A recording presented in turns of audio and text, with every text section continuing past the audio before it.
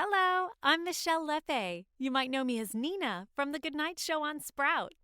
You're watching a podcast where nostalgia comes alive. It's Jake's Happy Nostalgia Show.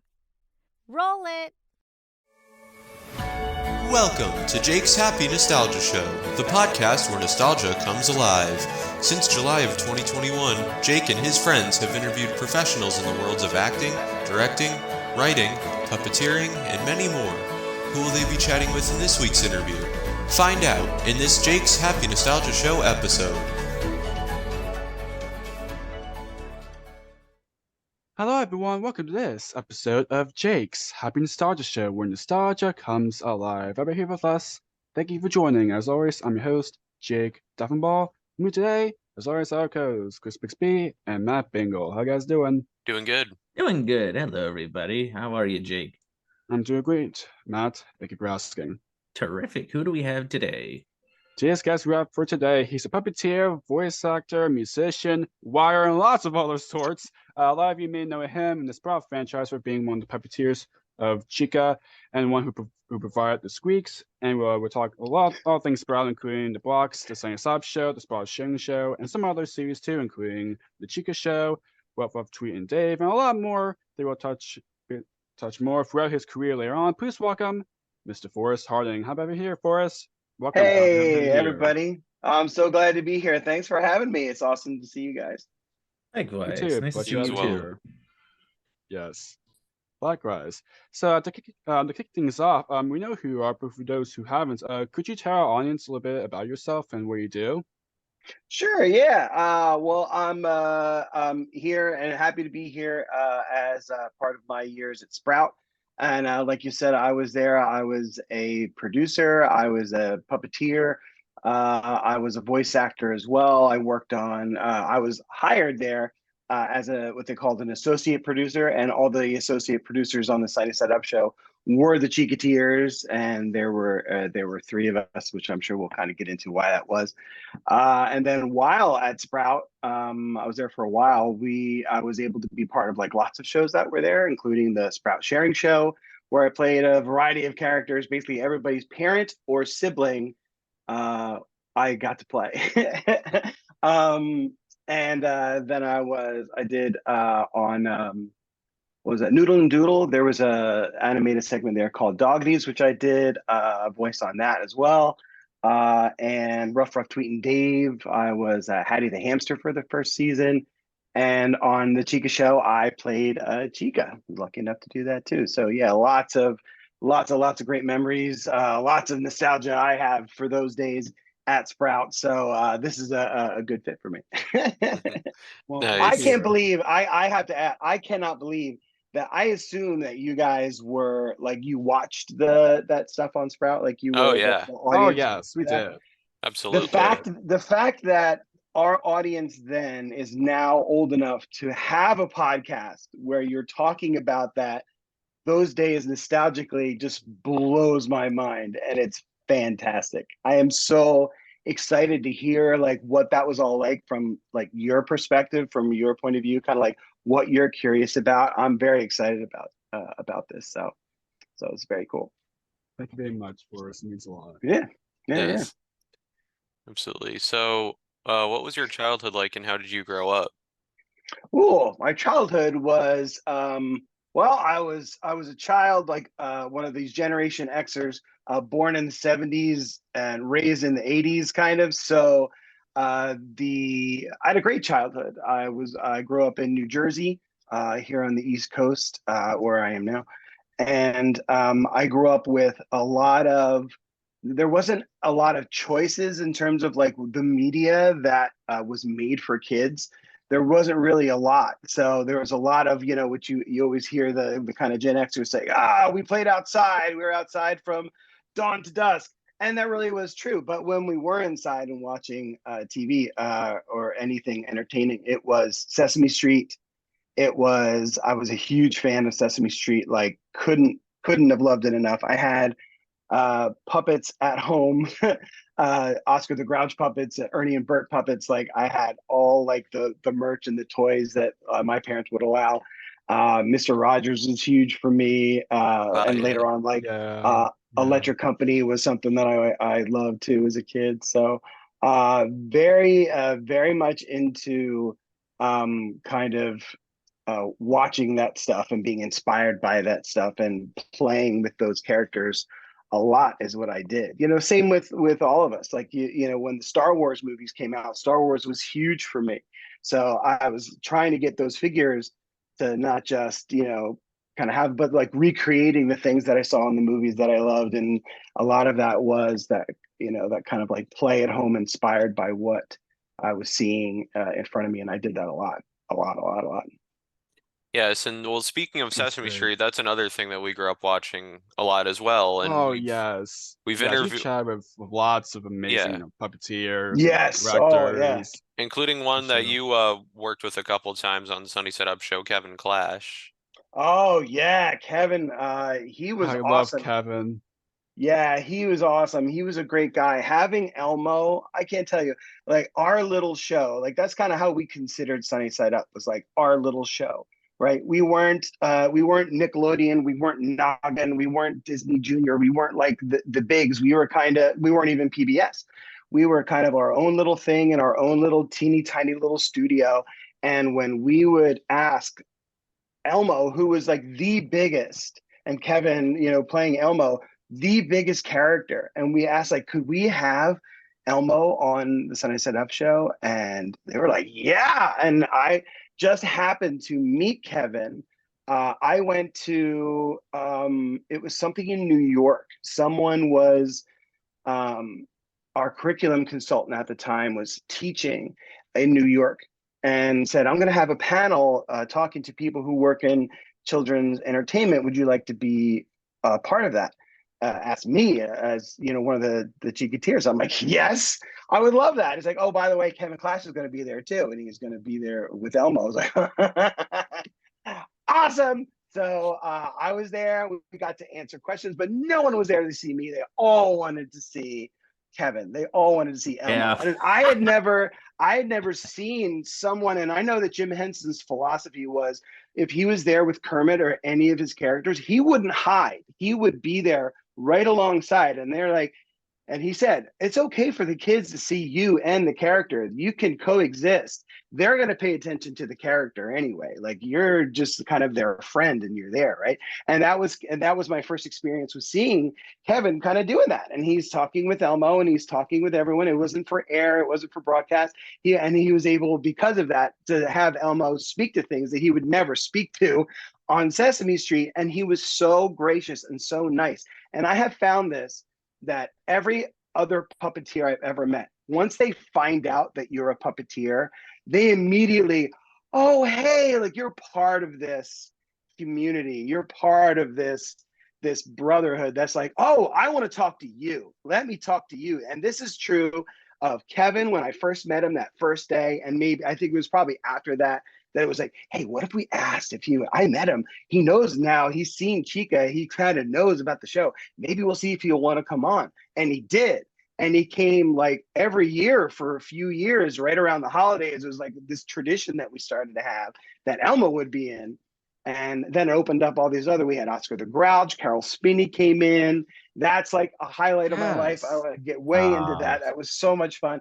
But every time we met one of these great puppeteers, they immediately would like kind of take us in and like tell us tips and hints and tricks and all these things. I learned about, there's like I don't know who came up with it, but I learned it from a Henson puppeteer, where if your puppet is profile, don't have it like flat, turn it a little bit so you can see both eyes, right? And just that tiny little trick for me was huge. I'd never heard that before, and that made all the difference, that little turn, in making the character feel more engaged and more alive, and that you can see both eyes. It makes a huge difference, right? So it was just, yeah, having Elmo on the show with Kevin there, who's a huge foodie, by the way. So we had great dinners when Kevin would come and visit.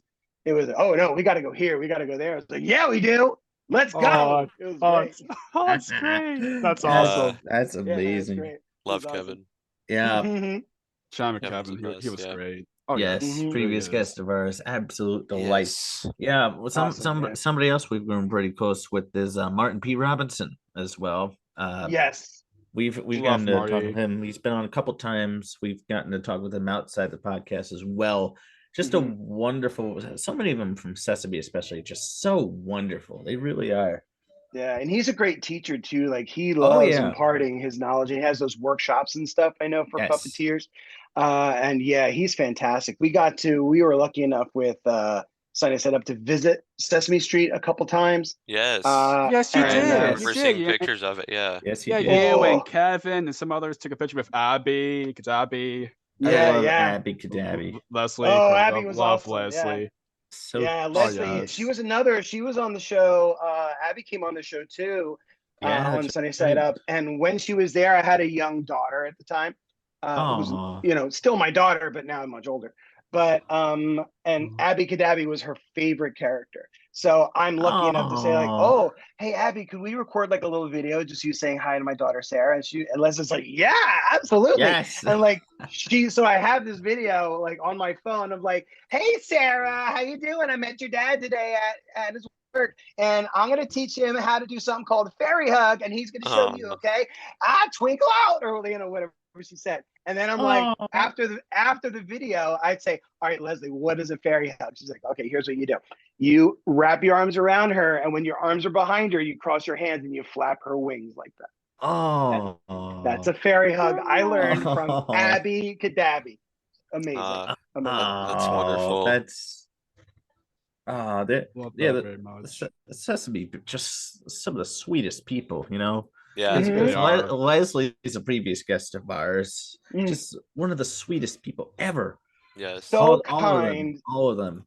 Yeah, I mean, and I gotta say, they say there's that, that old adage like "don't meet your heroes." Not true in my Not case. true. Anyone who worked on Yeah. that show or in Yeah, children's entertainment at all, it seems like the kind of people who are attracted to that kind of work just seem to yeah. be like next level kind and generous and supportive. It just like can't speak highly enough of everyone I met at that time, man. That's We great. can't That's speak great. we can't speak highly enough either. Yeah. So it's amazing.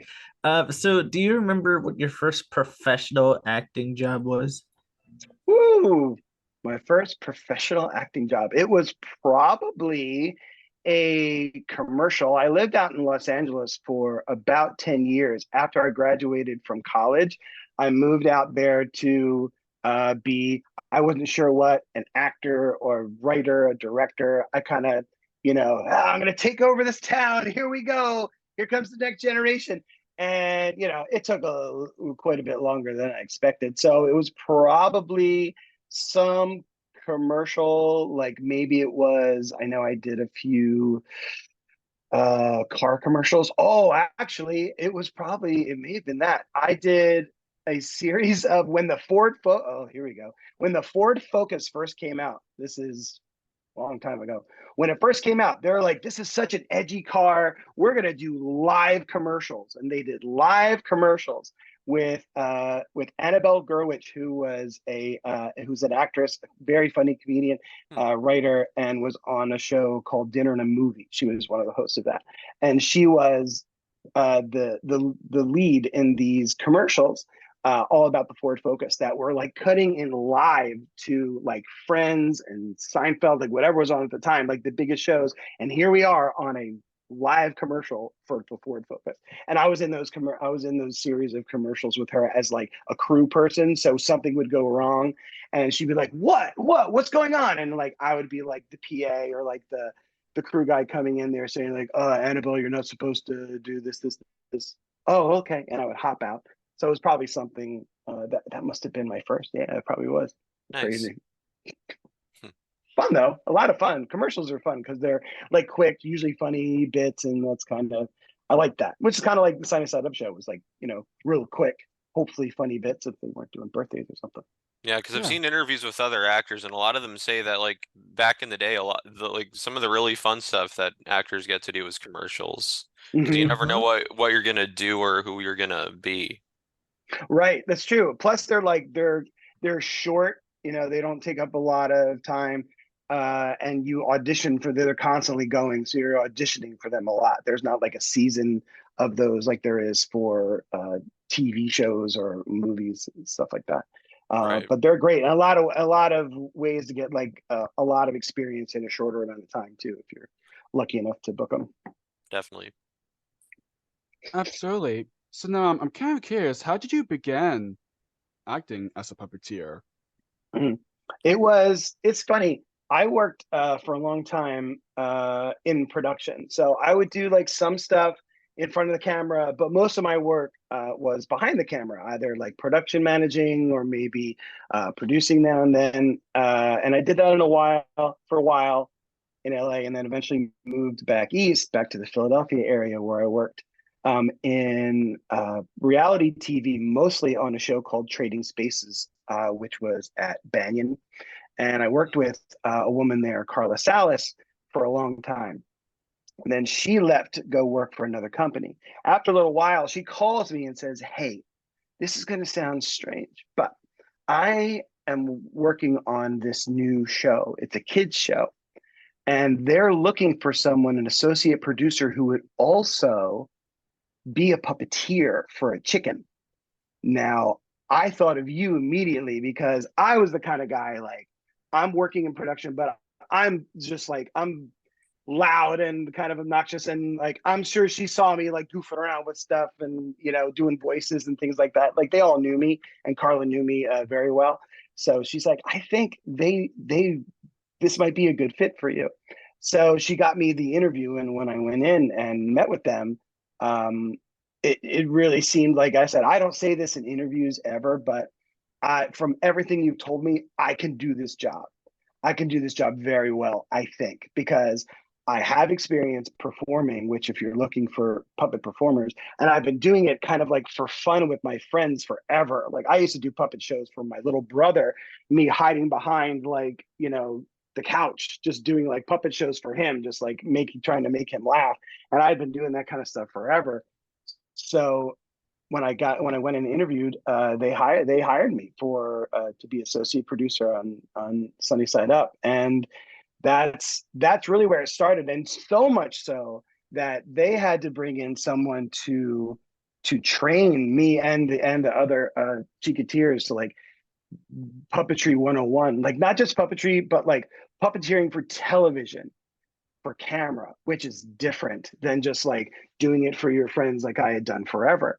Like, you have to like eye line, everything's backwards. I mean, you guys are nodding because right? It's like if you're going like this, it's like it's backwards, so you got to kind of track and like Right. Yep. being able to turn your head and look right into the camera, making sure that your eye line is matching and you're not like floating when you're standing there, and all those things I had never thought about or even like knew I had to think about it. And so we were lucky enough to be trained in all that and have lots of practice before we actually went live with the first show in September, which I was lucky enough to be the very first.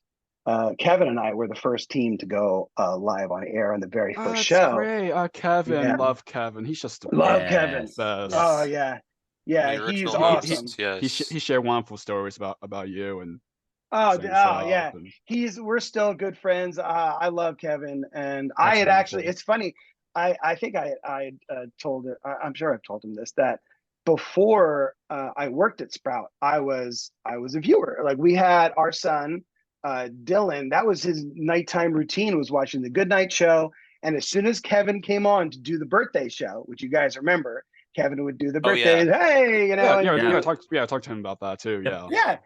And as soon as Kevin was done, TV went off and we went to bed. It was our nightly routine every night. Like, that was like the cue for Dylan. It's time to go to bed because you didn't want to go to bed. That's great.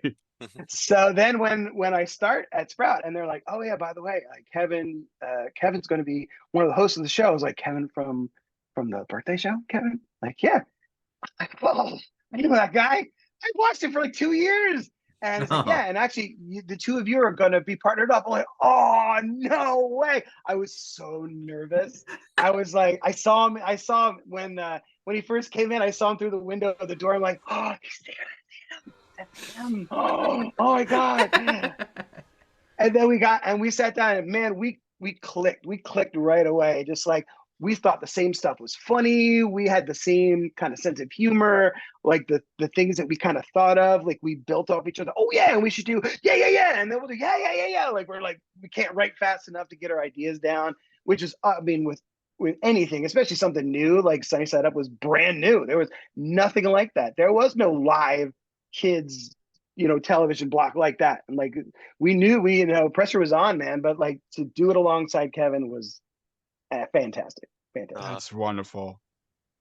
That's great. Absolutely wonderful. So I'm curious, what was it like working with the other Sunny Side Up show hosts and puppeteers, or shall I say Chicateers in this case? See, yeah, you guys are pros now. You know all the terminology. Yeah, the Chicateers. Yes. It was I can't tell you how. I guess just like I was saying earlier, that something about this like kids TV like attracts just like a certain kind of wonderful person. That is true of every single person that I worked with on the Sunny Side Up show at Sprout. I got to work with and there were kind of two phases of my career there at Sunny Side Up. First, I was an associate producer at Chica, like full time for the first like year and a half I was there. Then the show started to get a little bit bigger, and they the higher ups there at Sprout decided that our show needed like one producer to like supervise the whole show. We didn't have one kind of before that. It was like someone who had another job at Sprout. They would come in, do our live show, sit in the control room, and then go back and do their other job. They're like, we need someone that does that job all the time. So for my first part, I got to Chica and work with, I was partnered with Kevin first, and then Sean came on for a while. Nina was covering Michelle. Oh, you guys had Michelle and Stacia on too, right? Michelle, Yes, But they're amazing. Yes. They're amazing. They really right? are. Yes, they are. So They're the best, really. Michelle comes in and Stacia plays Chica until they could kind of figure out who the third host was going to be, because it was Kevin and Kelly, and then Nina until Kelly, Sean. yes. And so when Sean came in, they kind of had me partner up with Sean because I knew the show pretty well. So they're like, he's new, like we'll put him with someone who's seasoned. I think you guys would be a good fit. And we were. Sean and I got along great. We came up with lots of really fun stuff. He was awesome to work with. And then I got to work. Eventually they were like, hey, this kind of works. Like we'll kind of like switch and swap the partners around a little bit, because we had 3 partnerships at once. Like one team is on air, one team is prepping, and then one team, the host is off, but the Chicateer is in the control room doing the counting. They're counting down. All right, 10 seconds, 9, 8. They're doing that for a week. So then I got to work with Kelly. And again, I'm like, oh man, I've had 2 good experiences. My luck's gonna run out. No, it did not. Kelly is incredible. Kelly's incredible. She was so creative. We again bounced off each other amazingly, and we had so much fun. She is so crazy talented. I mean, they all are. And like Kelly and I, and again, Kelly, love her, still friends today. Like I'll just text her every now and then, just so you know, I love you. And she's like, I love you too. Like still, like it's incredible. So, and then I got to work after I worked with Kelly. I think I went back with Kevin one more time, and then then I was the supervising producer. So I kind of was the showrunner of Sunny Side Up, starting in 2009, I think, something like that. So then that's when Nisha came in, well, right around that time. So then I got to work with everybody. Then I got to work with every team, every week. I was there in the control room, in the pitch meetings. I got to work with everyone, and that was amazing. Then I really got to work with everybody, like all at once. And it was just incredible. The other Chicateers, you had Jen and Ed Prokopsky, who's amazing. Brendan Gow came on. I mean, just like Ed, yeah. Yeah, like just the caliber of people and the amount of things that they had to do was astounding. Like it really was producing. It's like you were producing the show from underneath the desk where you're doing Chica, but like you're also the person organizing all the all the links and what's supposed to happen and what props need to be made and what do we need to do and it needs to be this. Like the associate producer was in charge of all that stuff, and the host too. And plus, coming up, the host had to watch every show that was going to be on that week, and they had to kind of, there's this episode of Fifi and the Flower Tots. We're going to do this. We should make my something gosh, remember similar, that like show. a craft. Do you remember Fifi and the Flower Tots? Yeah. Yes. That's a great show. Yes. Yes. Oh yeah. Yeah, that's great. So like everybody kind of being inspired by everybody else, and just and even the crew in the control room was amazing. In this tiny, as someone has described to you, like how very small it was in the space where we were at SSU. Have they described, like, we're in a closet? Like it was supposed to be an office. Mhm. So they're like, that'll be the studio. We'll turn this big wall into a window, and then this other half of an office will make into the control room. Like, Oh yeah, they've definitely talked about that before. Yeah. Oh yeah. It was so small. So you got to know each other really well, which is nice. Because luckily they're all lovely people. Everybody. Oh yeah. It's like, Oh Absolutely. Luckily. yes. And actually, you. Carly Shawaki, Keelan Becker. Yeah. oh yeah. Yes. Yeah. Awesome. And Awesome. you actually mentioned Brennan Gallup. Oh yeah, he's awesome. Brendan's great. I first met him on the Sprout Sharing Show. He was Curtis E. Owl, and I got to play Otis, his brother, Otis Owl. Hi, big brother. I got to play him, as well as Ricky's, and that was a thing too. So you had Sprout Sharing Show. You had Ricky, who was played by Kevin, and I played Ricky's dad. I played Reginald. And then you had Kelly, who played Patty the pig, and I played Patty's mom, Sharon. And then you had Brendan, who played Curtis, and then I played his brother, Otis. So it was like all very, like, the people were so talented on that show. That was great that the people, the makers of decisions figured, like, we could do more with these guys. Like, it must have been the amount of talent they had on there inspired them to think to do other stuff with them, which was very smart because they were fantastic folks to have. That's awesome. Absolutely. So now I'm kind of curious, even though there might be a lot of them, but do you have any favorite Sunny Side Up show segments or songs? Oh wow, so many good ones. So many good ones. And it's funny. Did Kevin told you guys about the Rap, right? The very first song that we ever tried. Yep. Ooh.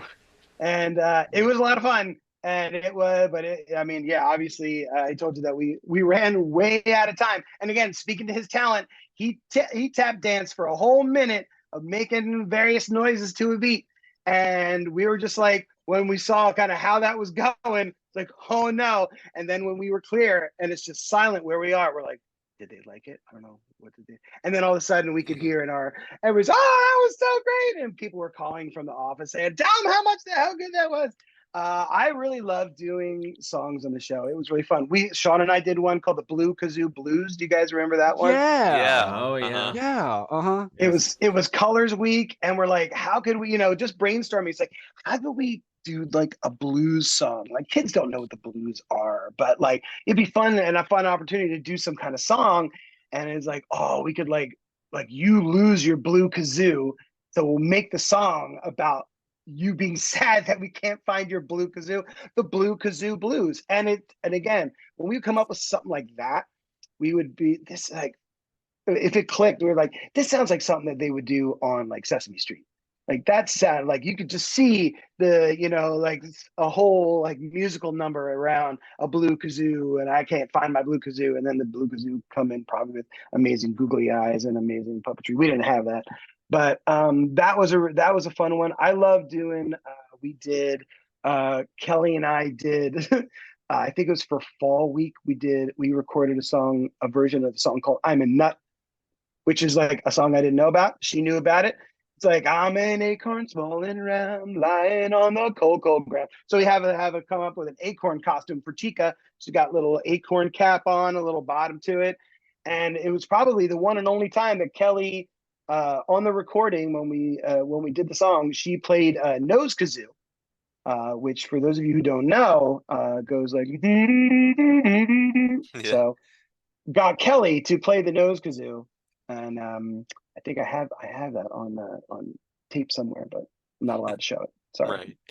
Right. There's a lot of amazing, wonderful songs. Of yeah. course, the theme, of course, the happy birthday song. I think you probably might Mhm. remember. Yeah, it's a classic. The Chica's little baby chick. Baby chick, yeah. I that was like an actual like. Do you guys remember Baby Chick? What Baby Chick looked like? Like, do you remember her, or just kind of like you just remember that Chica had a baby chick? Morally, I long just time. remember. I think I might remember that more that he had a baby And a chick. baby chick, Yeah. probably. Yeah.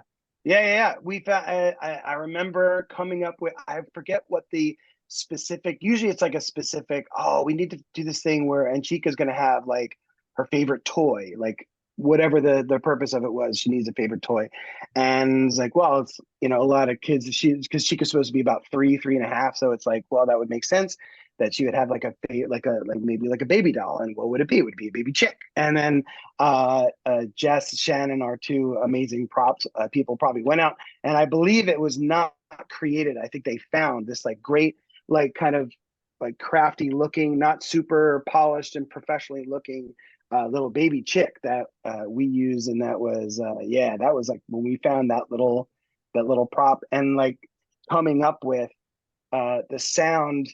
So many of sounds that Chica makes with the squeaker were a challenge. So how to come up with a sound of Chica kissing the baby chick, right?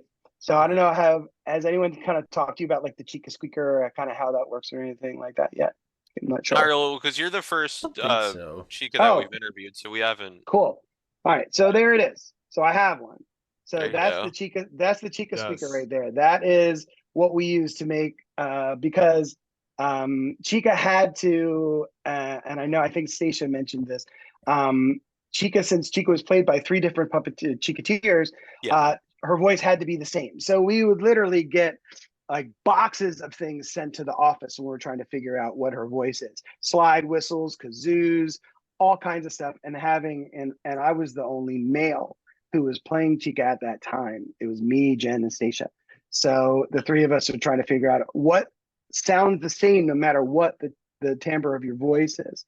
So we had to have, so this was great for the voice because no matter who makes the sound through this, it'll sound the same. So my voice is a little bit deeper than Jen, Stacia, the other 2 Chicateers. So because their thing was, our producers said, I should not be able to watch the show and know who's Chicateering. I should know if it's Forrest. I should know if it's Jen. I should know if it's Stacia, Ed. Doesn't matter. I should not know who it is. Should sound the same, should look the same, should act the same. And we're like, got it. So this was the one and only thing we found that we thought was expressive enough and sounded the same no matter who would make sound with it. So if Chica would say happy birthday, there it is. And I'm doing that because that's how my hand fit in her beak. It wasn't that, it was that, because my little, that's how it fit. So so Chica could kiss baby chick with the little sound. It sounds like she'd say, "Oh, baby chick," and then little smooches. It's like, does that. Which is, it's kind of like playing a musical instrument, And the more the more we did it, the more we kind of figured out like what are some words that Chica can say that don't have to be translated. So like things that have like hello, she could say without having to translate. So it's like, so Kim would say, "Hi everybody." So hello, it has a hello. Your little giggle is fine. So that was kind of our challenge. We kept trying to think of what are things that Chica can say that the hosts don't have to translate. A lot of it was us kind of repeating what the host would say. So as they say, "Happy birthday," so you don't have to translate that. Right. It's kind of Yeah. ease for whatever the host just said. Oh, that's great. I just remember the songs that kind of related to Chica. I think you might remember do the squeak, squeak, squeak. Oh That's yeah, that's the song we did on the Macy's Thanksgiving Day float. Yes. Yeah, That's Yeah, right. Far yeah. enough. Yeah, the great Mark Cantone wrote that one. Yeah, that was a good one, and that was so much fun. The whole like thinking about like us performing that song, that fantastic song, which we got to record, do it all in the studio, practice with it a million times, so I knew exactly when Chica was squeaking, when she was just kind of listening to the other characters, and when she should chime in and all that stuff. Which is a good thing that we practice and practice and practice, because what I did not anticipate, I guess I should have, but didn't, was on the day of the parade, at the Macy's Thanksgiving Day Parade, we are like puppet up, we are arm up the entire parade. So it was, to my memory, it was like an hour and a half of like arm up the whole time. And then at the end of it is the broadcast, which is being seen by everybody watching it at home, which is when you want to be the most on the, like now it's time to do it. Yeah. But there is zero blood in this arm because it's been like this for an hour and a half. Honestly, I don't know. I meant to ask like how, like, say, like Big Bird and those guys do it on the Sesame float. Like, I know, they have lots of them, and maybe they kind of like can rest, because I would have to eventually just kind of like put her against the side of the nest and just kind of like rest my head on it just to get a little bit of relief. But there's nothing like that for Big Bird, so I don't know. But I mean, that song was incredible. Love that song. Yes, it's great. Yeah, that's pretty much what it was. Except there was a monitor delay as well, which we talked about many times on the show. Yeah, with the Sesame people and the monitor delay at the Macy's parade. I think it's like maybe 5 to 7 seconds, something like that. Yeah, quite a big around delay. there. Yeah. I think my first, I just did it one time. It was other Chicateers on it the other times, because when I did it in 2012, that was the same year that the Chica Show premiered. So that was kind of like the whole build up to that. So it was me that was on the float that year for that reason. But when we pulled up to, like right there to start doing the performance, our monitor died. It went. Oh no! It was me. It was Jen Barnhart to my right. Jen Barnhart, love Jen so much. Again, she's just the best. The best. Could not love her more. She is so fantastic. So it was Jen, me, and Brendan Gow, who had to stand in for John Kennedy, because John Kennedy was on the Sesame. Oh, John! Yes, John Kennedy. Yeah. Love John too. So many people we would love it. I know. You guys. So the three of us are there. We're ready to go. And here we go. We hear our intro, or whoever introducing us, and all of a sudden, like no visuals. It's like, oh no. Oh gosh. Here we go. We just hear the music, and we're just like, it's just muscle memory, just doing it the way we've been rehearsing. And then after it was over, I'm like, I don't know how that looked. I have no idea. Like, was I looking at anyone? Was it just like kind of like staring in the middle distance? Like, I don't know. And then when I had to like call right away to someone who'd seen it, like, how did it look? They're like, oh, it looked great. It's like, because I didn't have a monitor. They're like, oh, you'd never know. I had no idea. It's like, oh, thank God. That was a little stressful. But so much that whole experience, which I'm sure Kelly and Carly and those guys told me about. It was absolutely a dream come true, and like it's one of those dreams come true that while you're having it, you're appreciating like every second of it, like trying to record it on the DVR of your brain, just like take all this in. That's the Pillsbury Doughboy. Yep, that's it. It's right behind you. And that's okay, because this is what you're doing today. Yeah. Oh, that's wonderful. So, who are some of your favorite guest stars to work with on Sunny Side Up Show? Because I know obviously you mentioned Elmo and Oscar. Yeah, I think for me the highlight of highlights was Oscar, having Carol Spinney come in and with Oscar like in this duffel bag, just like there he is. That's Oscar. And Carol, again, like every puppeteer I've met, like so kind, gravitated towards me and the other puppeteers, wanted to talk to us, wanted to answer questions from us, wanted to tell us stories. He was such a great storyteller. We had lunch with him, we had dinner with him, and he was always, puppeteers, sit by me, sit by me. So we're all around him, and he's just like spinning yarns about him and Frank Oz doing what they were doing back in the day, and just like, oh, the Oscar used to be orange, and it's based on a voice of this cabbie that I had, and just telling us all these like fantastic stories, letting us put Oscar on, like, so we got to put Oscar on. Like, yes, put the right hand for Oscar for help Carol. Yes.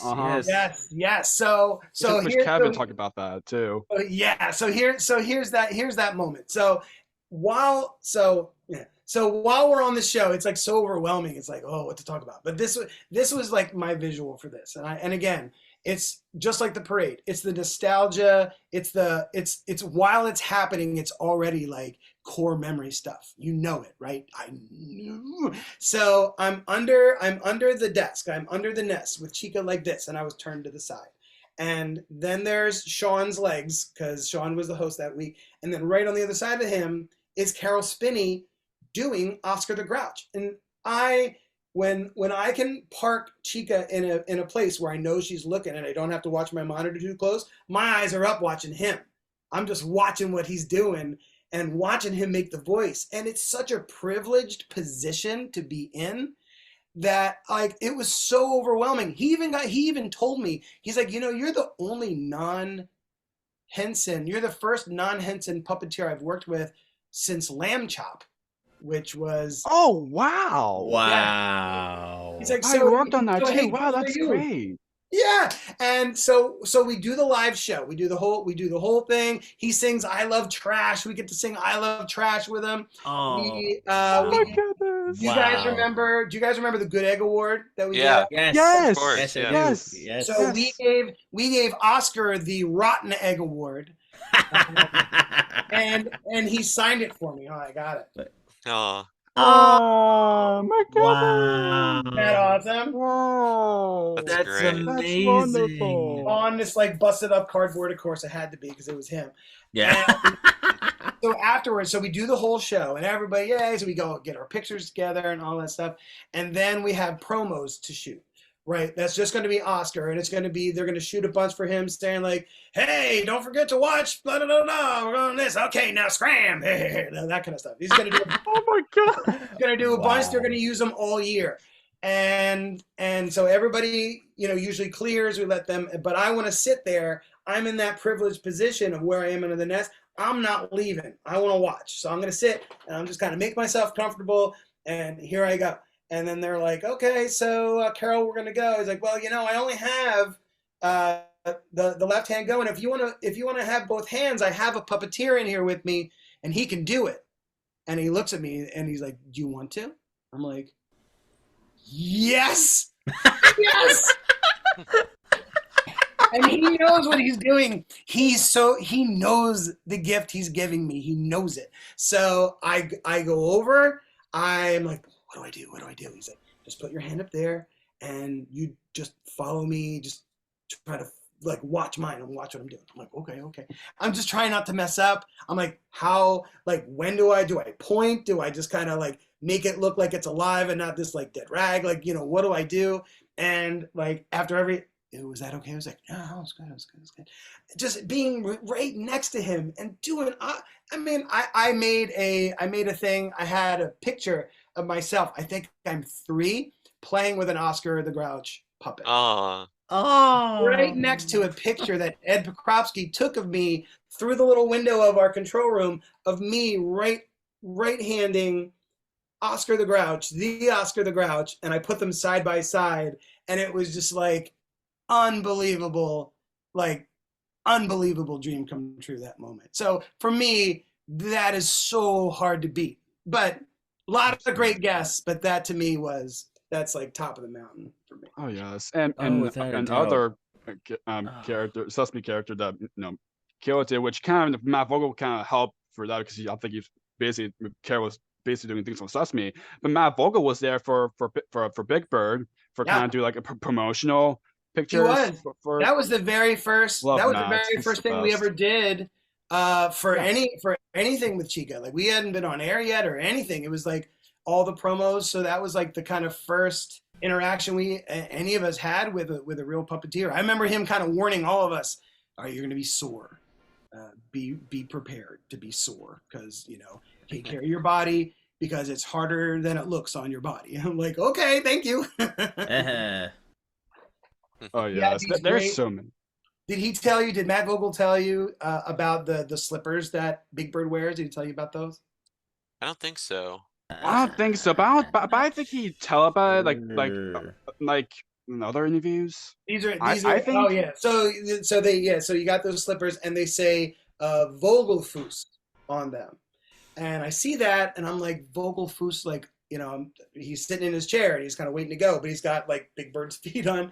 So it's like, what does that mean? What's Vogelfuss? Like, well, Carol Spinney, as you know, the original Big Bird, he is German and he would go to Germany every year. He spoke German. And Matt says when I started to take over the role of Big Bird, he's like, oh, well, it's perfect because Vogel means bird in German. Yep. Yes, it does. He told us that. Yep. So the slippers, Vogelfuss means bird feet. So on Big Bird's slippers, it says in beautiful lettering, of course, because it's Sesame. It says Vogelfuss. It's like, oh, it just means bird feet. That's awesome. Wow. Yeah, Carol. I'm so grateful for you and gotta do things with Carol. Carol for what he's done, will never be forgotten. Such a sweet man. Like he really is. Yeah. And there are lots of amazing guests over the years. The song set up. Barney. Yeah, I was just gonna mention that. The Wiggles, like we mentioned, Elmo, where Chica, Elmo, and Liz, the Kwanzaa candle song. The counting Kwanzaa candles. That was a song that Kevin and I wrote. Kevin and I wrote that song. Oh wow! Yeah, Nice. so we had written. It was the first. I think it was like Holiday Music Week was the theme that week on Sunny Side Up. We wrote and recorded a whole bunch of songs. We were so excited, and the one original song that we were like looking around for like Kwanzaa stuff because we wanted to have a Kwanzaa song. And there are probably more out there now. Again, the internet has kind of exploded more than that, but like we weren't able to really find one. So we're like, all right, well, we'll write one. And because it was the holidays and there's like this big holiday album that we listened to a lot growing up, Kevin and I, since we're about the same age, has that kind of Darlene Love, that kind of, like Silver Bells or Winter Wonderland, like all those kind of old boom, boom, boom, doom, kind of like Phil Spector sound. So we're like, all right, we'll make a Kwanzaa song with that Phil Spector sound, and we'll just count Kwanzaa candles. That would be great. So we wrote that, recorded that, and then the first time we were going to go live with it, I think Kevin got sick and he couldn't do the show that week, and we tried to do the song, but it wasn't really like we weren't able to do the song that year. So it was like, what a bummer. But Liz did it with Elmo. That was amazing. It was so exciting. I'm like, the song lives on, man. I love that. That's great. I'm Dan Zayn's. Dan Zayn's. Now I'll tell you a story about Dan Zayn's. So again, I had two kids, and as they're growing up, my wife, who's a music teacher, and we had music on in the house all the time. And when we discovered Dan Zayn's music and that he has original stuff and he like kind of takes really old songs and kind of makes them contemporary, and like love Dan Zayn's. And we produced a chat with Dan and Claudia previously. They're wonderful. Oh, aren't they the best? Oh, they really are. Yes. So immediately, as soon as they say they're asking me to kind of be a producer on the show, I'm like, how can I start to bring in like musicians and people that I know and really like? So I get to go to this convention in New York of all different kids music artists are there, and they're like, Forrest, you should go, see if there's anybody that you meet that you think would be good for the show. I'll be like, yeah, okay. And who's there, of course? Dan Zayn's. So Dan Zayn's is there, and I'm so nervous. And Kevin was there with me. Kevin and I are there. And again, I have that like, oh, he's over there. He's right there. I'm saying this to Kevin now, which I used to say about Kevin. Now I'm saying it to Kevin. Dan Zayn's is over there, Kevin. He's like, go talk to him. Just go talk to him. That's why everybody's here to go talk. I can't talk to him. I can't do it. And he goes over and talks to him. And he's like, hey, my friend Forrest over there, like, he produces a show that I'm on. He would like to, hey, come on over. So we go and we talk. He's awesome. He's so, he's so laid back and easygoing, easy to talk to. And it's like, well, yeah, we do the show, and it'd be really cool if you could come on. He's like, I'd love to come on. So we give him a call. We call those people. We have a phone call. I convince my bosses, everybody, and we brought him on. And of course, he's incredible on the show. While we're waiting to go on the show, Carly, and I are just sitting around a table, like in a conference room, ready to go. I play ukulele and guitar and some things like that. Carly is starting to get into ukulele at the time. And Dan's like, why don't we just start playing? Let's like play something. It's like, really? It's like, yeah. So we just sit there and start jamming, playing music just around this table while we're waiting to like go in and like do what we were going to do. Just sitting and jamming with Dan Zayn's. It's like, come on, man. That's great. Yes, yeah, Wow. and the sing Jim along Josie. Yeah. Is that what it was? Mm-hmm. Yep. With, I think Sonia de los Santos was there with him too, right? Yeah. Yeah. Uh-huh. She's incredible. She's got a lot of great albums out there too. Yeah, she's That's awesome. great. That's great. I want to quickly mention, in a way, it's kind of a deep cut, but do you remember some years where Sprout does the Chica Awards? Oh, the Chica Awards. Yes. So was that Chica? I do. Hold on. That is a deep cut, and I'm digging deep. The Chica Awards. What did we give Chica Awards? Not Good Egg Awards, right? Right. The Chica Awards. What did we give Chica Awards for that you remember? I think it's about something about like some aggressive shows or something. Mm-hmm. It's been a while. It would have been because the the Oscars and all the awards are happening right around now. I wonder if that's what we were doing. The thing about us being live and the benefit we had is that we could kind of reflect what was going on around at the time. So if it was the Olympics, we could do the Chica Olympic Games. Okay, I can now know. Yeah, because there's actually some categories on the Chica Awards on the Sprout Wiki where it says about best special guest or the best original song, best screenplay. Or those type of best friends. So it's kind of like more like those Sprout type of awards or something. Yeah. So that's kind of what that was. Wow, I actually remember watching that. It was really cool to do that. That's I think like when it was like later in the show, like we were starting to like expand. We kind of like had enough clips and we had enough guests that we could actually like reflect on. Like, well, here was our year, and that's such like a later thing we did, which was awesome. That when the show was kind of all right, we've got like a few. We got a few years under our belt. We kind of know what we're doing a little bit now. Let's kind of like push ourselves a little bit and kind of pat ourselves on the back a little bit, but in like a fun way that kids could relate to. And like, that was the key, it was as much fun as we had. It was always done with the kids at home in mind. And everybody there was like in on the mission. Like everybody was like sincerely about what can we do that's like making it good for kids at home that they want to watch, that they care about. Not just something that's fun for us because we're just like goofing around. It's like how is it fun for us and like entertaining for the kids at home. And and obviously since that stuck, the Chica Awards clearly landed. And I loved when we got to like, we would always focus on that one kid at home, right? Mm-hmm. You guys. So we're like speaking, the hosts, Chica, directly to you. It's like trying to get every birthday in it we can. Giving Good Egg Awards away for like just like little things. Like, we had Molly Manners on there for a while. Just like trying to celebrate like being good, having good manners and being polite and being a good person, like celebrating those good things.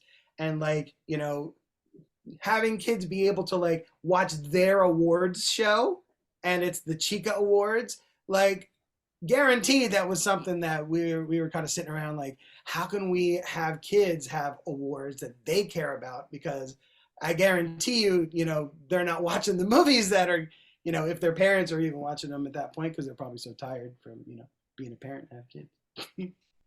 Mm-hmm. Yeah.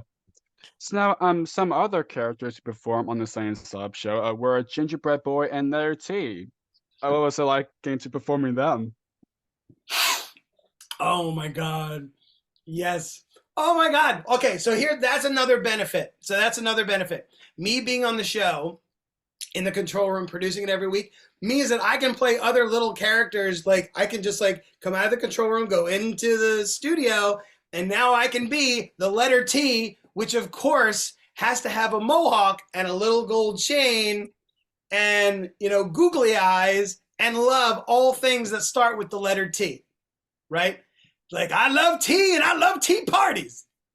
Now, what's crazy about that is this, and this is true, is that back in my days in Los Angeles, I worked in promos and interstitials for Nick at Night and TV Land as a first assistant director, first AD. And a lot of the ones that we did involved Mr. T. So I worked with Mr. T many, many times. And Wow. He and I got to be really chummy, so much so, and I didn't know this was a thing, but I learned that it was. And I would say, all right, Mr. T, we're ready for you on set. Mr. T, we're gonna get break for lunch real soon. Mr. T, you ready? Because we're gonna have. He goes, you know what, Forrest? You can call me T. I was like, so that was the thing. Is like you call me T. So I told. And by the way, the kindest, nicest, gentlest man like ever. He was so nice and so generous. Quoted his movies just to make people smile if they asked him to, just the nicest guy. So yeah, so you got T, which again, that's for the parents. The parents were the ones that knew Mr. T, the kids didn't know him, but like still fun character. Gingerbread Boy, if I remember right, Gingerbread Boy we were making a gingerbread house, and then he was like, Yeah, I must have remembered. Yeah, I must have remembered that. Yeah. And then Gingerbread Boy like, all right, well, I'm gonna go away. And then like when he came back, like, what happened to my house? Like something like that.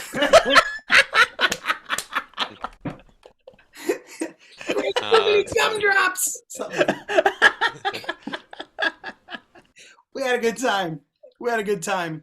Oh my You never missed a gosh. mailman dropping off the cards? Yeah. Yeah. Yes. We used to and again, we have this teeny tiny little barn, right? So we keep trying to come up. Oh, by the way, the Chicateer is the one operating Mr. Mailman, just so you know. So when Mr. Mailman would come in, sometimes I think it'd be original design, it would come in on like a little wagon kind of in front of Chica's nest. Yeah. And back out. So that's us pulling on a rope. So I got Chica here, I got the rope here, and I pull it, and out comes Mr. Mailman. And Oh, wow. goes back in. If he came up on the back window by where the sun was, same deal. I'm pulling a rope. Mailman comes up, hey, bye, thanks, Mr. Mailman. Wah, wah. And off he goes, right? So we're doing that. But then we're like, what are other ways we can get? Like, we have some of these cards that are humongous. Like, they're huge. So we came up with, I think Sean had the idea of making Mr. Mailman come in from a helicopter. So we had, like, you hear like, so he come in and he'd fly back out. Thanks, Mr. Mailman. Just like trying to play with the space. We had some fun in there. That's great. Mr. Mailman, I'm kind of curious. So since you mentioned like some of the Chicateers getting to perform Mr. Mailman, like who did the voice? Like, do you know at all who did the voice? The voice, Mr. Mailman, I think he was a character that actually came before Sunny Side Up. He was like kind of like an old Sprout character, like before us. I want to say he was on like something called Sprout Diner. Yes. Yeah. Sprout Diner. Yes. Yes. Something like that. Yes. Where Stacia got to voice Bean and. Yes. Yeah. Yeah. I'm pretty sure that Mailman was part of that. Like the Adventures of Mr. Mailman, and it was like he only said two. And I remember us asking. That sound was already created. So we just our sound effects guy Oh. just kind of had those like wah, wah, wah, like you just go back and forth, back and forth.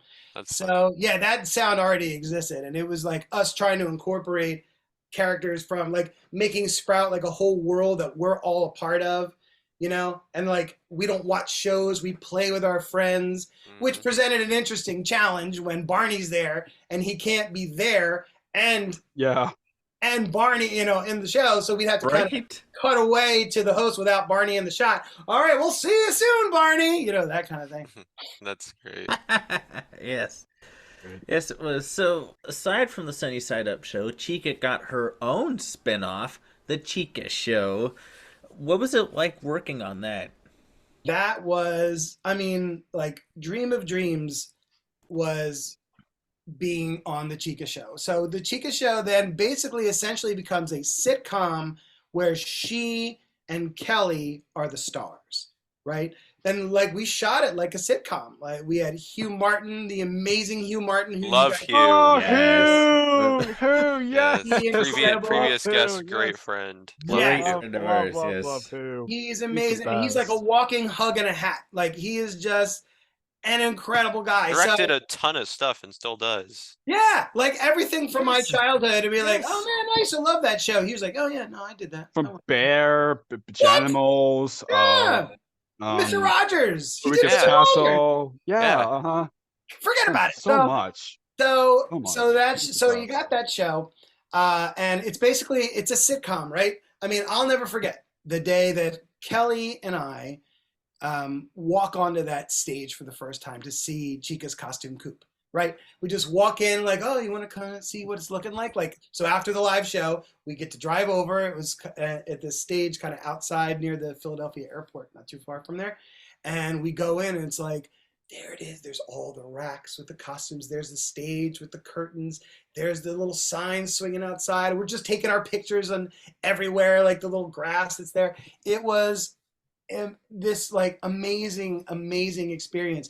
Everybody on that show, the camera guys, the props, the makeup, the production, the script supervisors, like everybody there was just all in with like the joy of everything, the fun that we were having, like just making that show the best it could possibly be and go really fast. Man, I'll tell you, we were shooting a lot of pages per day.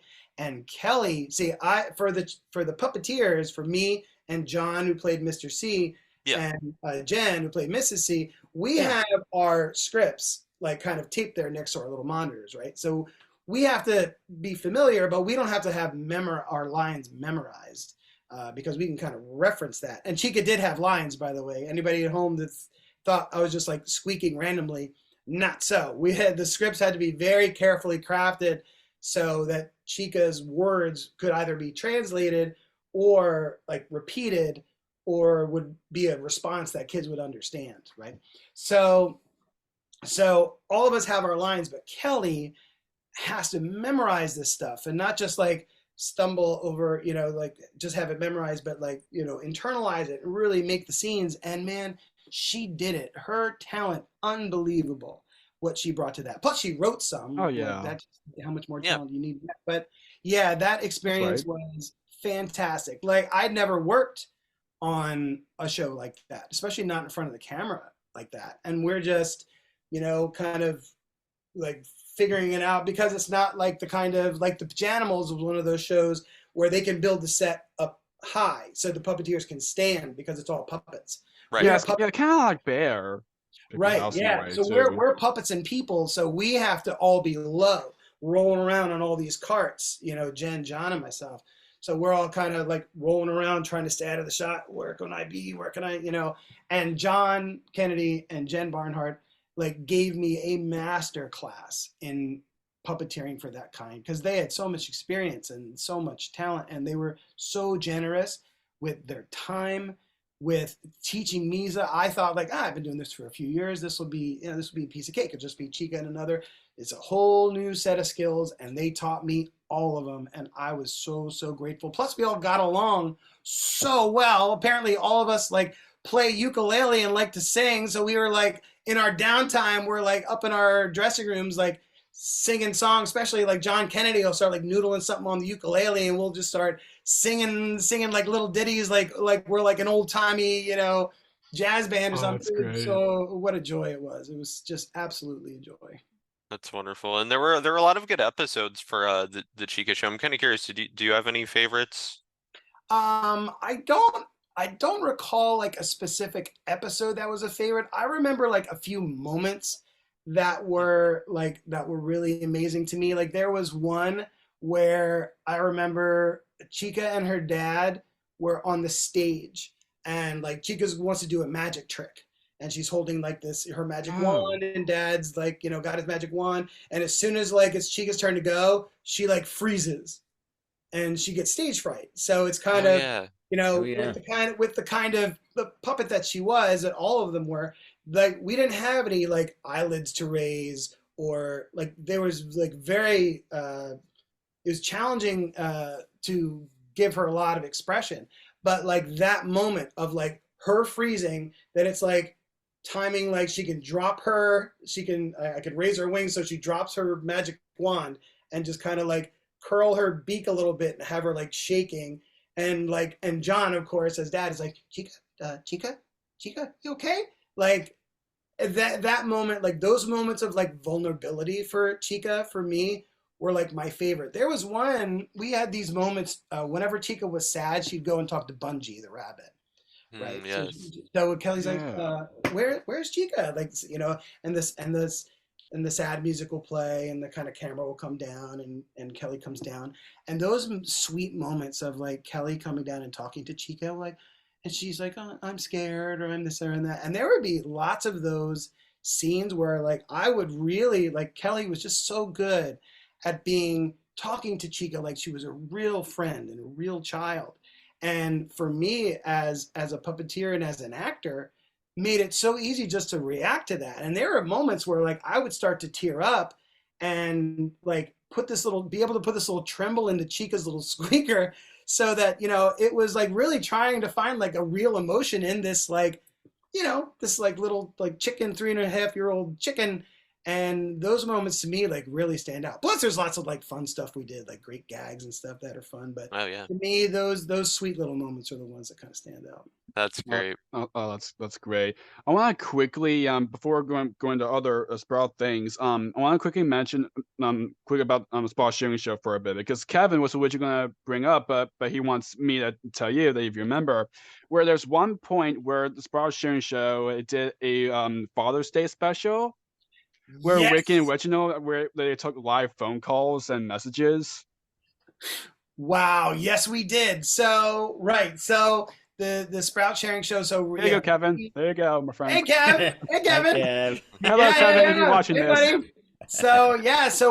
So we're doing right and we set up like a sharing show style. Do you guys remember? It would almost look like the kind of puppet theater you'd make at home. Yeah. So they literally made one and put it in the Sunny Side Up studio. So we set it up in there, and it was on a Sunday, and it was Kevin as Ricky and me as Reginald right next to him, and we were doing it live, like doing a live sharing show and taking kids messages. Kids sent in their artwork, which was then animated. They would animate their artwork. We just kind of like talk about it, like, wow, look, that girl's gonna catch the ball. Oh, I hope she catches it. Oh, nice job, like that kind of thing. And there was, and then we always kind of had as a backup. So if we end early, we can always just read the crawl. So along the bottom of the screen is going the crawl, where it's like, oh, look, Avery, who's 3 in, Camden, New Jersey, says, hey, my dad is the best because he does this, that, and that, and this, and oh, great job. That's so awesome. Thanks so much. And so we come across that moment, and we have that. Like, oh, we have some time. Oh, let's go to the crawl. And then we look down, and it's all in Spanish. Which is fantastic. It's just that Kevin and I do not speak Spanish. So Kevin as Ricky looks down and starts to read it, and then realizes it's Spanish, And then Ricky says to Dad, "I don't speak Spanish. I'm sorry." And I just, as the dad, say, "Oh, that's okay, buddy." And then, "Don't worry about it. It's all right." And as before I can think of what we're going to say next about like the show that's coming, we hear them count in our ear, and to give us like the whatever it was, 30 seconds, 20-second countdown till the next thing, we hear everyone in the control room is losing it laughing. They are howling at us. And now we've heard it. Now we start laughing. We have someone in the control room with us who's sitting on the floor because we're just sitting on the floor. He starts laughing. So basically, our puppets can't speak, and they're just kind of trembling for a while. It's like, I think we're going to Pingu. It's like, let's go play with Pingu. Okay. Woohoo! Like, it's like trying to get words out, and we are dying. We're like, oh no. It was so funny. Oh my gosh. That's Oh, funny. that's great. Oh my gosh, you know what? Funny enough, we were talking about the Father's Day thing. Sorry to about that, but Hey, you don't have to apologize to me, buddy. Go next question. Like, oh, but like, I actually just remember where there's one time in the Sunnyside show where Chica and his dad did like a Sunnyside show, like for the Father's Day too. But I think it's something in a different year. A different year or something. I'm not too sure what year exactly, but I do remember watching. Because Chica's parents were on the Sunny Set Up show a few times too. Yeah. And I remember the dad. That was so nice to kind of like have that Chica show like establish them as characters, so that if we were ever able to get like Jen and John like into the barn on the show, it's like, yeah, man, let's do it. Especially, you know, just like rounding out Chica's family and doing all that. And this is probably something you guys don't remember, but before the Chica show, years before the Chica show, Chica's mom was on Sunny Side Up, but she had a different voice, which was mine. So they had a concept for Chica's mom that was different than and not as good when they like changed Chica's mom, like upgraded Chica's mom for the Chica show. Great idea. But the original idea, and there are clips out there of this. I remember one in particular. We did a baby shower for Denisha when Denisha, the host, was pregnant and she was leaving, and we were able to have Patty, played by Kelly, Curtis E. Owl, played by Brendan, and Chica, and Chica's mom was there to give Denisha a surprise baby shower. Now, the Chica's mom in that talks like this. Yeah. It's like, bark, bark, oh, bark, bark, so nice, bark, bark. So that was the original concept for Chica's mom, was that she would kind of say some words with like a bark, bark kind of thing. So it was like a bridge between Chica, who didn't, you know, speak the kind of words that we speak, and just talking. So that was tried for a while, and I played Chica's mom for a while, and then very happily handed the torch off, which then when they would come back after the Chica show, it was Jen or John, and man, it was just awesome. I loved being able to bring other characters into the barn, just making it feel more like a lived-in place, and that these characters were, you know, like having Nina and Star come in. Yeah. I actually remember where Nina and Star like come in the Science show for a couple of times. I think there are times when there was like a Sprout Scramble Day, where the last time we did do like where Science Up show was like the last, and there was Nina and Star there because for April Fools. Yes, exactly. Yeah. Sprouts April. I think it was like Scrambled April Fun Day is what. Something like that. Exactly. Yes. Which was, it was such a blast, like having, you know, Sunny Set Up at night and a good night show in the morning. Yeah, that was super fun. I love like playing around with that kind of stuff. That was great.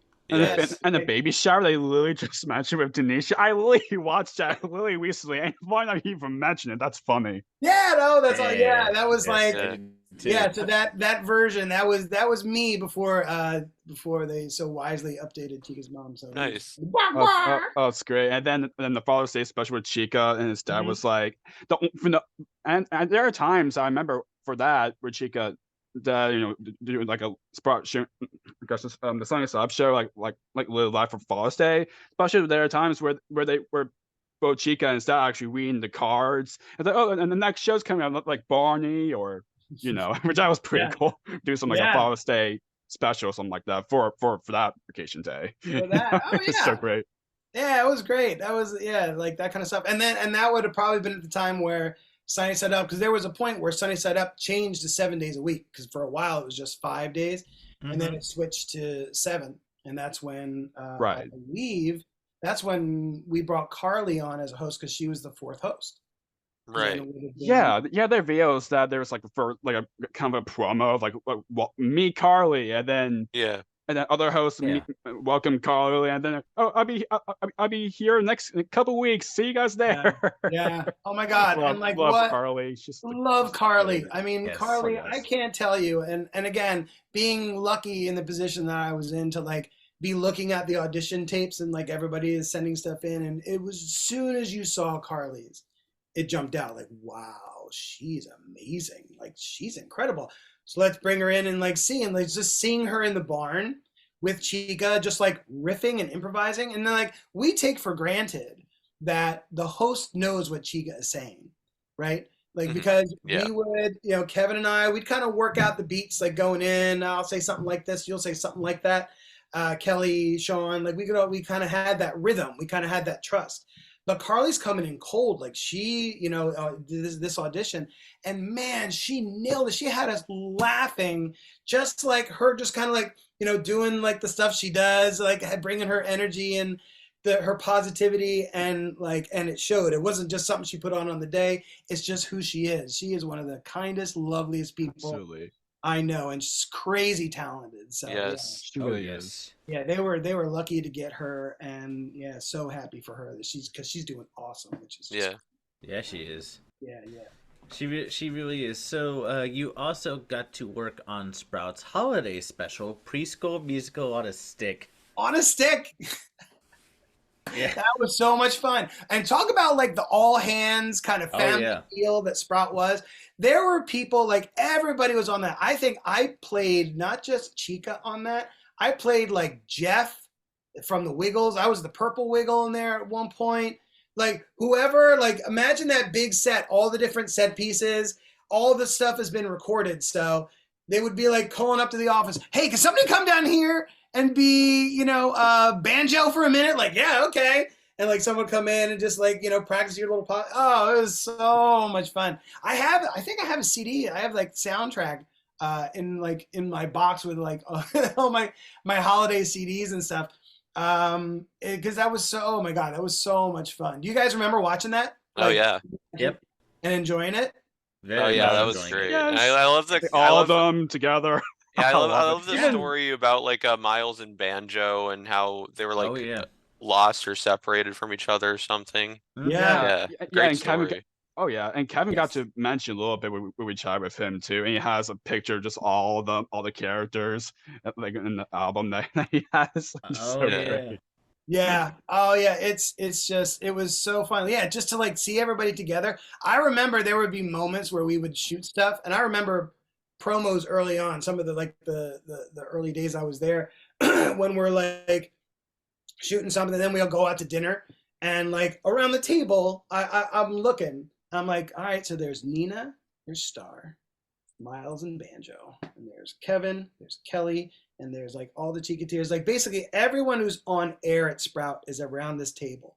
I mean, it's like I remember saying, like, if a kid comes in right now and recognizes you all, their brain's gonna explode, because it's like basically their TV. All of you guys are in one place, and that is just gonna blow their minds. And like also like we have to be very safe, because the future of children's television is at one table. Oh yeah. We can't all eat the same food. If we get food poisoning or something, we're doomed. So. But like those moments of all of us getting to be together and come together and do like one big thing was just so great. It was so great. Oh yes, absolutely. And there are times that there was something like that, like too. For example, I forgot what it's called, but I think I might remember. It's like where it was like where Chica and Nina and Star and some of the Sunny Sub hosts were like all there in the Goodnight Show set. I think that's when was the You and Me tree was a thing, or Oh yeah, the You and Me tree. Yes, I think that must have been. I think that's something for New Year's Eve. Wow, that could have been. I don't remember that. So Or it for a probably means holiday. that I don't either. It probably means I wasn't Chica-teering on that one. Excuse me. Yeah. So yeah, because I don't recall that, but it would not surprise me if we did, because I do. Wait, no, I remember us being on the Goodnight Show set and puppeteering. I remember being behind The like hosts, and then Nina and Star and Chica was all of them were there. Yeah. Oh yeah! Whoa, nice!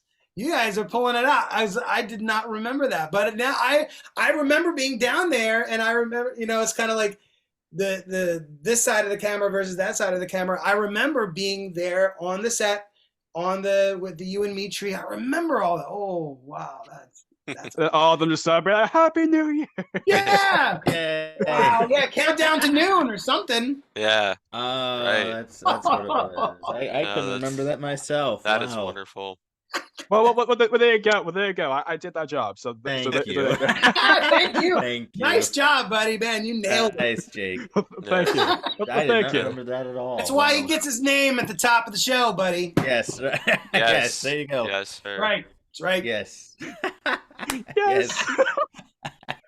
Oh man, that's great. Absolutely. So now I'm kind of moving on from the blocks things to other Sprout things that you've done. Another Sprout series you worked on was a kind of a little short series. That you mentioned in the introduction earlier. Noodle and Doodle, voicing the character Captain Tony. Captain Tony. Yes. Captain Tony. That was such a blast. That was great. So I remember being asked about that, being approached by someone at Sprout. We're like, okay, so here's the thing. They're looking for this character, Captain Tony, who's like a bulldog, and he was a sailor. But we don't want to like push our people on them. Like we don't, whoever was making the animation, who was producing it. It's like, but we do think you'd be really good for this. So we're just going to kind of like send them, we'll do your audition. We'll send it to them. I'm like, yeah, okay. So I'm like, can I see what the character looks like? So they show me the character. I'm like, okay, so it's a bulldog. So the lip is sticking out and it's a sailor. So of course the voice is going to go kind of piratey, kind of salty, kind of. So immediately I start, and it's a dog. So I'm going to bark every now and then. Like, I remember when I was here. Yeah. Look, so that's kind of where that, and I remember my audition was because he always remembered something, but it was always wrong. You guys remember that? So I was like, I remember when I was and I remember the audition was I remember when I sailed the 7 seas, I saw a multitude of monkeys. 10 feet tall they were. Wow, that's right. Yeah. Yeah. I remember that whole bit. Nothing but leaves off the trees. I might remember that. I do. No, wow. I definitely that was wow. Yeah. So then, memories are coming back now. Like Tony, and then like they had someone say like, Tony, those aren't monkeys, those are giraffes. Oh, that explains why they couldn't swing by the tail. Like, so that was my audition. Wow. They send that into them. And they're like, oh yeah, that's it. That you nailed it. So I was like, cool. So, and it turned out I was the only person that got it who was not in the Philadelphia area where Sprout was. So I was the only person like kind of from our area. So when we recorded the show, I had to kind of be in a studio remote from all the other actors who I don't remember where they were. But so there I was with my headphones on, and you may remember there's the character Mac, who I think was the grill guy, the grill dog. Yeah. I'll get them up again. That guy. That's the same. That's John Taylor, who was the same person who did the voice of Bungie on Chica Show, the animated. Oh, cool. Oh wow. Yes. Same guy. Very nice guy. Nice. Oh, that's great. Nice. Yeah. Noodle and Doodle wonderful. That was so much. Oh, and Noodle, just Great like Noodle show. and Doodle, the show was like such a great. And Sean and Yeah. and Yeah. We heard like that they went off and kind of like shot that. and shot that remotely, and they could come back and see all the footage. It was just such a cool idea, just being able to like show kid like all that crafting and that creativity. And Sean's such a great artist, so it was just a really Oh yeah, and he's still doing that. he is, yeah. He's he's amazing on those. An amazing artist, and really fast too. He was, excuse me, yeah, he was like always so good and great at connecting with kids. Like whenever we would do stuff, even in person, it was even before he had kids. He was so great at like just connecting one-on-one with the kids. All of them were. Kevin was this way, is this way. Kelly, Sean, Liz, Carly, Denisha, all of them just like as soon as they got and they connected with kids in person, which was one of the most fun things of doing any of this stuff with Chica or any of these characters, was when we could do it with kids in person, like do the mall tours or do appearances or do whatever we could do. Having the hosts and Chica like talking to kids directly in person was like the best. It was the best. Yeah. Yes, and one of the later Sprout shows you got to work on, of course, which you mentioned, was voicing Hatty the hamster in the first season of Ruff-Ruff, Tweet and Dave, which was, I think, one of Sprout's like final shows. Like that was one and then it turned to like Universal Kids. Yeah. So what was Ruff-Ruff, Tweet and Dave like? That was neat. So that was another example where it's like we're gonna kind of have you go in and don't want to make a big deal that we're sending you in, but they cast me. And what was interesting about that was it was already it already had a voice on it, and it was a British show, so it already had and if you search it, you can find like the British version of it, where the Hatty is an English guy. And I guess they didn't want to, because sometimes they'd have these shows, Sprout would put on these shows, and sometimes they would be from somewhere else. Like I think Jakers was a show where they were like pigs, but they were the Adventures of Piggy Wings. Yeah, and sometimes exactly. So sometimes they would want to revoice them with American voices, and sometimes not. This was a case where they wanted to revoice them with American voices, and I was lucky enough to be Hatty. So for me, it was kind of like I would hear, in the studio. So it's already done. I already see the finished, animation. I'm in the studio, and I can hear the British Hatty in my ear. So because the lip has to match, right? The lip sync has to match. So I have to kind of do it with like the same rhythm as the British Hatty. So doing that was really fun for me. It was almost like singing along with like a song, so I'd hear it a few times. Like, okay, no, I got it. Like, hi, I'm Hatty the hamster with my hat full of questions. What and I will take this. Is that the end? I don't know if you guys were watching it at this point, but it always ended the same. It's like, who's gonna fall asleep first today? Ruff-Ruff, Tweet, or Dave? They'd wait, and boom. It was always Dave the panda would plop over, and Hatty would say, "It's Dave. It's always Dave." So that's the same line at the end of every episode. It's always, who's gonna fall asleep first today? Ruff-Ruff, Tweet, or Dave? Pause. It's Dave. It's always Dave. So we could have recorded that once and just like put that on every single episode, but I insisted on re-recording that every single time, every single episode, and changing it up just a little bit for those people who are paying attention. So That's wonderful. Very well. So speaking of voices, you provide a voiceover on numerous commercials and TV promos. Could you kind of talk about your work doing those? I know we brought up commercials earlier on.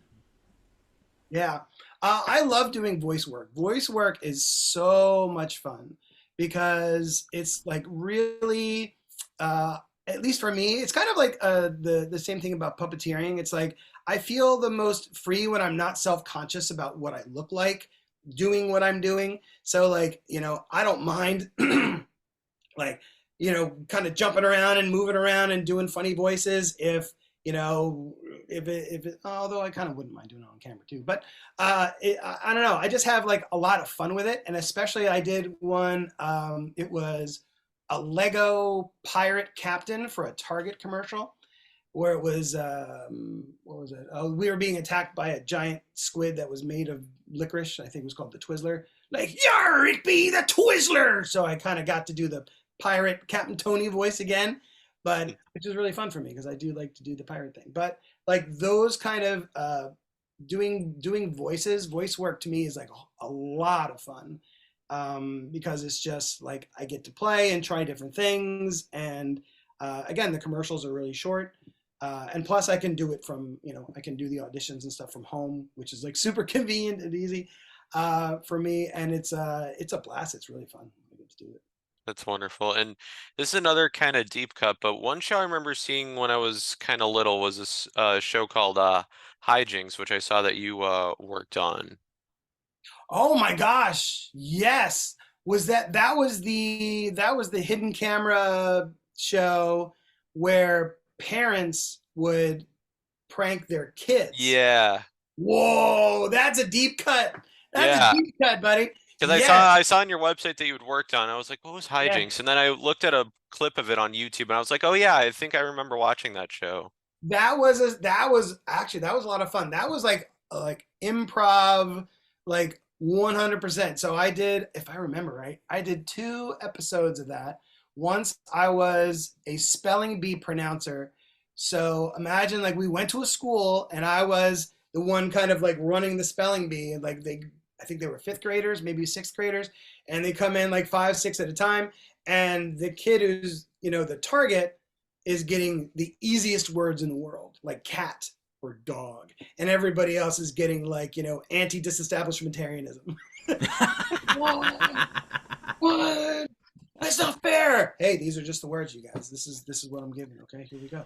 And then they're of course like, not fair, no way. All right, well, it looks like you're the winner. And the kid never wants to. We're like, oh no, I don't know what to do. That was really funny, and it was like that razor thin line of like, you can't be mean to the kids, right? Like you're gonna look awful if you're like picking on these kids, but it's like how to make it funny and how to like keep it kind was a balance. But wow, I haven't thought of that in forever. That's a good one.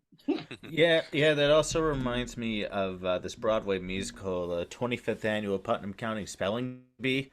Yeah. It kind of reminds me of that same kind of thing. Like it's like didn't that one guy get orange? Yes, and you got osteolytosis. That's funny. Great musical, by the way. If you haven't checked it out, please do. It is high on my list. I've not seen it yes. yet. It's great. It's got audience participation as well, and it's really good. Really good musical. Highly recommended it. Awesome. Yes, absolutely. So you also performed Wally on the Wally and Jane show. What's it like getting to do that? Wally and Jane show. The Wally and Jane show was like a little, it's something I did at home with my kids. Do you guys remember there was something that I think it was F.A.O. Schwartz did. It was called the What Not Workshop. Yes. Oh, yeah. Yeah. Yes. Yeah. So one year I got given as a gift a like a What Not Muppet, like a gift certificate. Like you can make your own, you design your own puppet within these, these are like the bodies we have, these are the eyes, the hair, the, clothes, whatever. And so I got one, my daughter Sarah got one, my son got one, and then we just started making videos at home for fun. And my character was called Wally. Had this like Hawaiian shirt, this like crazy hair, like googly eyes, blue whatnot. And my daughter got one, it was like orange with brown hair. It was called Jane. So we called it the Wally and Jane show. Really, it was us like making videos like at home for fun, where it was like Wally and Jane, where we did one was like the Curse of the Were Guinea Pig, where because we happened to have a guinea pig at the time, and it was in the video. It was a full moon on Halloween night. It's like, oh no! If it's a full moon on Halloween night, I change. I turn into a guinea pig. So it's turned into like this trailer of like, Wally turning into a guinea pig, which is just us filming our guinea pig running around and the other puppets going like, ah! That's great.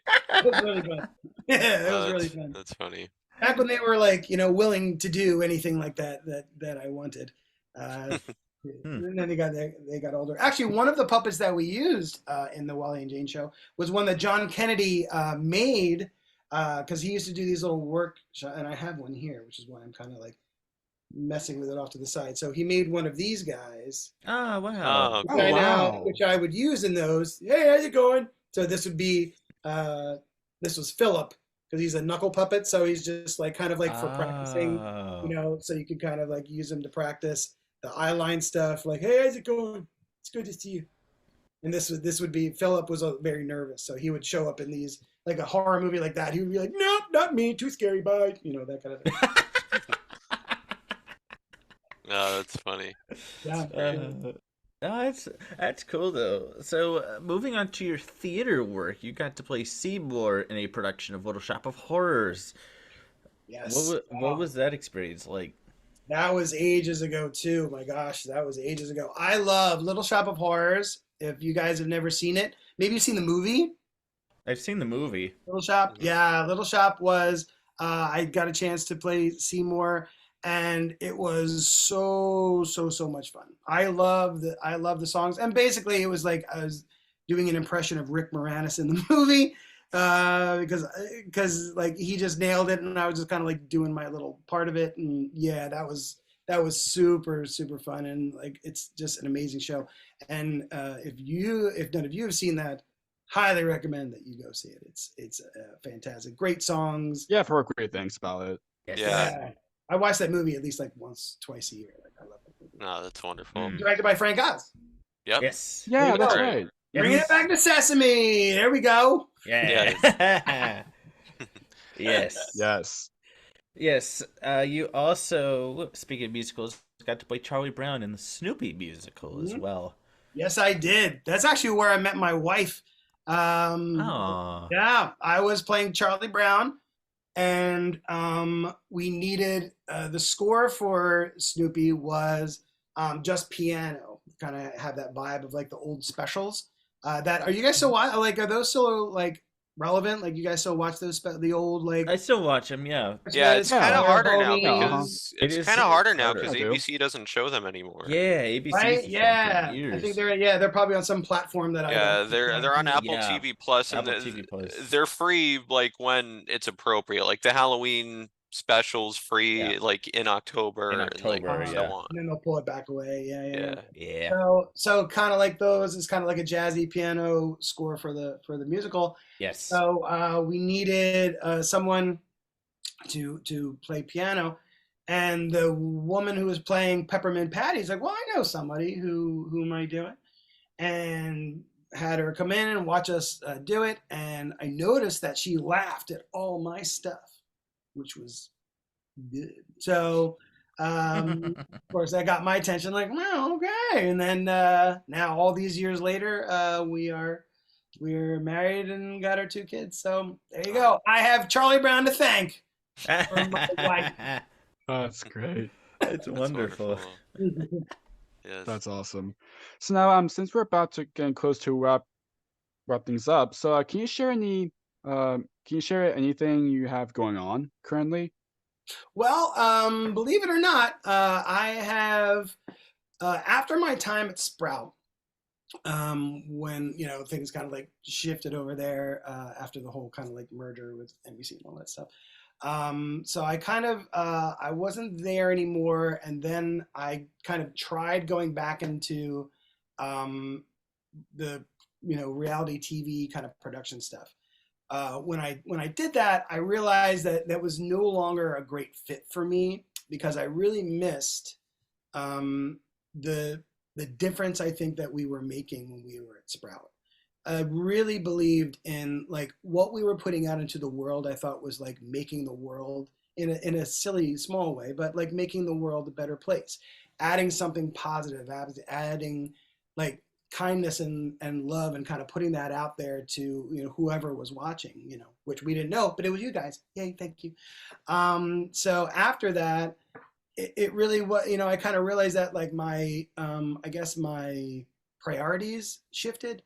So I didn't really kind of see other places for me to do that around here. So I started looking towards education, which I went back to school. I got my teaching cert, and now I'm a teacher. Now I teach fifth grade and have been for a little while. And my wife says that I'm doing the same thing. I just have a new audience every 10 months, which I guess is true. That's great. Yeah, I mean, It's great. again, it feels. I think of those Sprout days whenever I do what I do. Whenever I am coming up with a lesson or coming up with some way to kind of engage the kids in something that they may not necessarily care about or think they need to learn about. So it's like, how can I maybe incorporate music? How can I incorporate?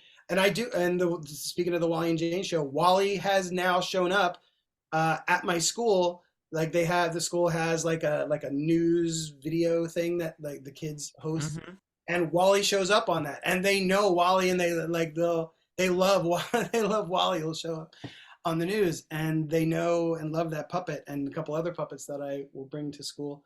And so I feel like all of that was kind of helping me be a better teacher for these kids, and maybe for as long as I can do it, that's going to kind of be what I'm doing now. So Nice. That's wonderful. That's wonderful to hear. Yes. So to end this off, so the last question is the question we usually ask all of our guests at the end of each episode. So this podcast is called Jake's Happy Nostalgia Show.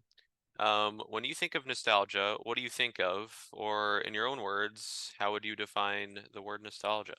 When I think about nostalgia, obviously it's looking back on the things that made us, right? The things that kind of made us who we are, because we're exposed to so much. We see so many things, movies, TV shows, books, toys, whatever that is. And the stuff that really we connect to along the way is kind of like what makes us who we are. And we never stop being who we are. Somewhere inside, as we get older, inside us is that person that loves that thing. Somewhere inside you guys is the kid who would sit there and watch Kevin read birthday cards. Somewhere inside you is the kid who would laugh when Sean would do his magic trick, and he would poof, and there would be 7 chicas filling the barn instead of just the. Oh yeah. Yes.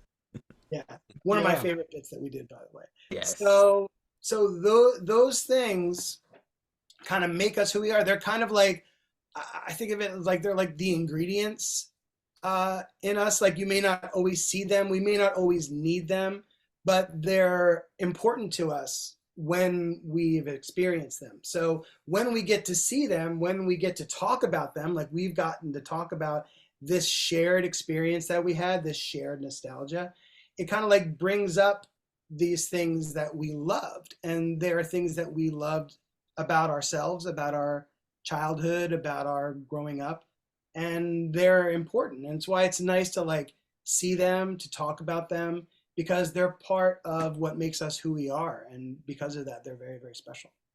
Yes, absolutely. Great words to end on.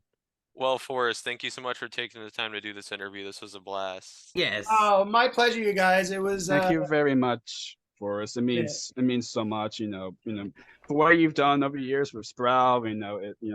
Chica and all those things. You may have difference in our lives, and Sprout is such a special program for us to watch, and a lot of Sprout viewers here watching this grew up, and I think they will say the same thing. That Sprout really meant so much in lots of different ways. I don't know what a wonderful program or what it is if it wasn't more than Sprout.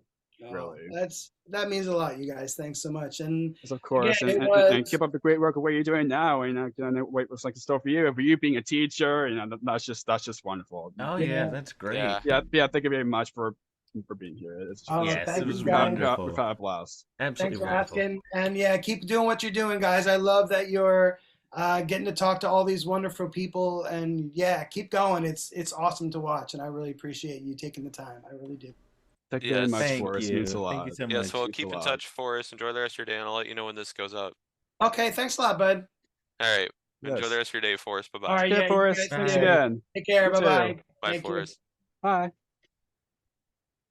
And it's goodbye from us as well. We absolutely enjoyed our time with Forrest Harding. Links to his website and his social media will be in the description down below for people to connect. Yes, keep on the lookout for more wonderful interviews coming your way. And as always, what do we say, Jake? Keep nostalgia alive. Okay, everyone. See you next time. See ya. Bye. Bye-bye. Bye. Thank you for tuning in to another wonderful Jake's Happy Nostalgia Show interview. Be sure to follow Jake and the crew on social media and stream the show wherever you find your favorite podcasts. And as always, remember to keep nostalgia alive. Bye-bye.